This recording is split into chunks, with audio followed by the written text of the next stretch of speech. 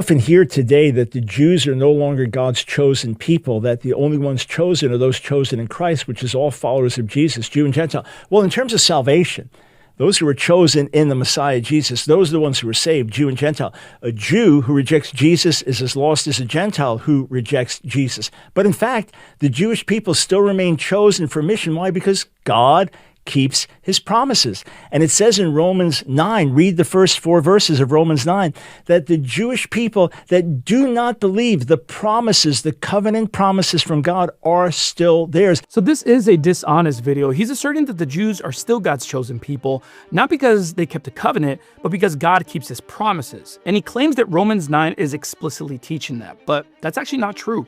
Romans 9 verse 4 actually says that unto the Israelites pertain the adoption, the glory, the covenants, and the promises. But what he neglects to tell you is that verse 6 states that in spite of that, they are not all Israel which are of Israel. Why? Well, because according to God, the only Jews who actually retain their status as being God's chosen people are those who are grandfathered into the new covenant through their faith in Jesus Christ. Which is why the Apostle Paul in Romans 11 states that he's not cast away, despite the fact that he's an Israelite of the seed of Abraham, of the tribe of Benjamin, in contrast to the Israelites who were cast away in verse 15. And it's true, God does keep his promises, because in the Old Testament, he promised Israel and Judah that he would make a new covenant with them, not according to the covenant that he made with their fathers, but rather a new covenant established upon the death of his son, Jesus Christ. And this is why Hebrews 8 verse 10 says that if they adhere to that covenant, he will be to them a God, and they shall be to him a people, a chosen people.